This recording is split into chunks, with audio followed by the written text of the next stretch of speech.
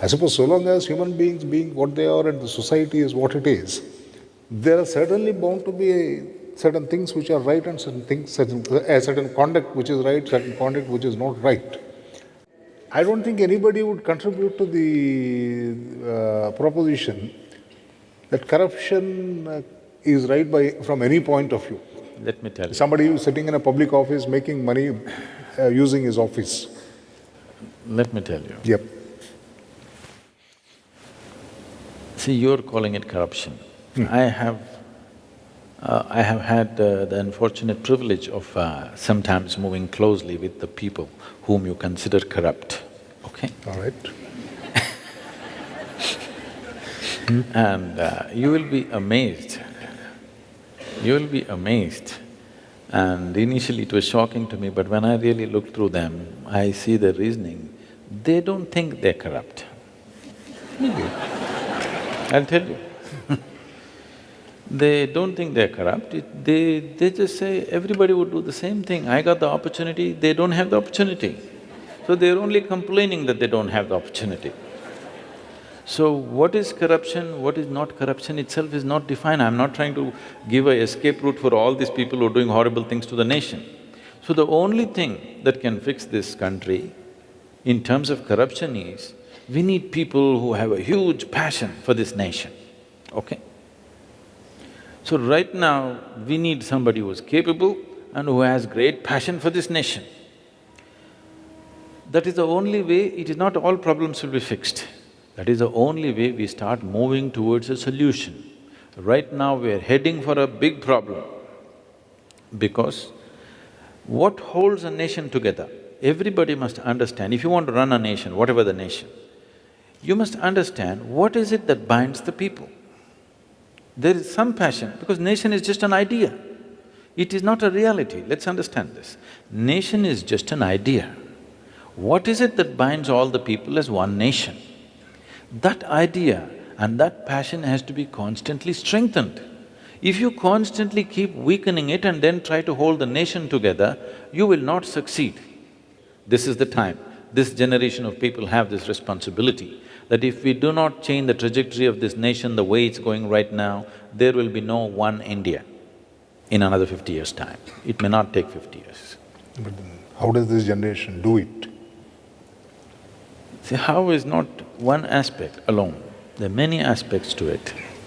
See, it's all right, people wear imported watches, imported clothes, but they shouldn't import their brains and hearts from somewhere else.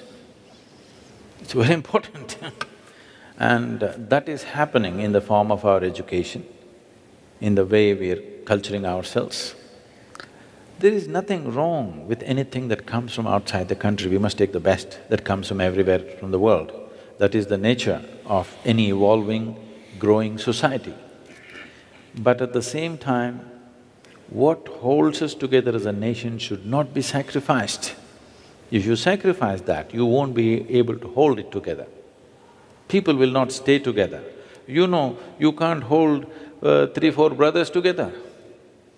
Unless you bind them emotionally and create a passion towards something, you can't bind them together. If the parents did not take care of that, you can't hold them together, they'll go away somewhere. If they live far away, they won't fight. If they come close, they will be in your court. You must understand what holds the nation together. The basic thing that held this nation together was always that in this nation, we did not believe this nor that. Only thing is, we knew we have to become free. Liberation was the highest goal. If you keep it that way, if you manage to activate this back in the society, you will see people will stay together. Otherwise, every group will form its own belief systems and they will all go separate. You can't keep them together. At the very birth of this nation, we broke into 3 pieces. Every 100 years we may come to it, or less, if we do not take care of a few fundamentals. And what measures are to be taken to create that atmosphere where people work towards that goal? It's best that what you're strong on, you build on that. You don't try to build an America, an United States of America in India, it's never going to work. You build an India in India, a strong, powerful India you can build. The North American people are there the way they are because they came there for a different reason and they came together for that reason and that reason is working for them. Here it's not like that. This is a completely different reality. You're trying to superimpose another reality upon yourself, that will not work. This is not against anything. This is not for anything. I'm speaking English language, haven't I? So I'm not against anything for that matter. But I'm for that which works, I'm against all those things which do not work.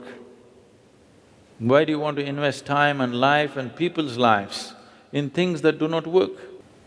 We clearly know.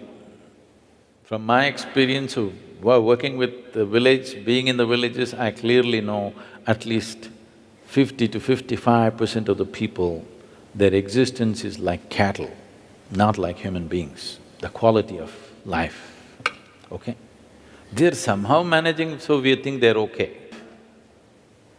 So they're somehow managing, that is not life. After 60, 70 years, 2 generations of people, their lives are gone, and if still we can't find basic solutions, that means we're doing something wrong, isn't it? And why do you think it didn't work for 67 years? What is your analysis or understanding of it? It's essentially because of this. We are trying to transform people from being Indian to being English. Do you understand? English language is the only thing we should have picked up because that's a passport to the world. I'm saying what we pick up, if you go shopping, what you pick up from a shop is by choice. If you pick up compulsively or you buy whatever they're selling, it's a stupid thing. So, the idea of Mahatma Gandhi and the rest of the clan fighting for freedom and getting the British out was so that we could choose what we want to do with our lives. We did not choose because we were lethargic or we were just overwhelmed or we were just… our idea of superiority was, misplaced. We somewhere thought anybody who conquers must be superior. We just try to implement that system as it is, including the judiciary, everything as it is. See, I'm not talking about traditional values. I'm not talking about India being an isolated nation doing its own thing. No. As I said earlier, if you go shopping, you must choose what you want. You must not take whatever the salesman is pushing on you. Something is 50% discount, so you don't buy it. You buy something that you need, isn't it? So even from the rest of the world, the same thing. You pick up what is going to be good for us. You don't pick up something that they're peddling to us. So what they don't need, they would like to peddle to you. You should have the sense not to take it in. You must take in what we need and what will work for us. English language works for us, or we picked it up. Maybe we didn't pick it up, it was thrust upon us, it doesn't matter, but somehow it worked out for us. Everything else you must see, from a simple thing to anything. I was… the classic example, the tribal school close to the ashram where we've been working. First I went there about 15 years ago to see… we thought we will, participate in the school in some way and I wanted to see how the children are. I went there and all these kids, there's just about 11, 12 kids in the school and they're all wearing ties. The ties are worn here, like a necklace, okay? Long string and tie here. So I said, first thing is, remove these damn ties. Why are these children hanging these ties here on their chest and walking around? This is not a necklace. But the kids don't know what's the difference. Something you have to wear like this, they know only this and they're wearing it. In Tamil Nadu, if you wear tie in the summer, it's as good as a nose,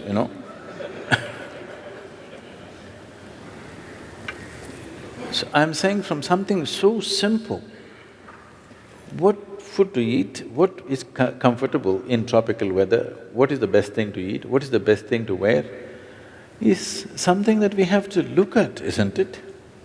You just don't have to imitate somebody simply because they managed to conquer you. They did not conquer you because they were superior people. They had gunpowder and you didn't. That's all.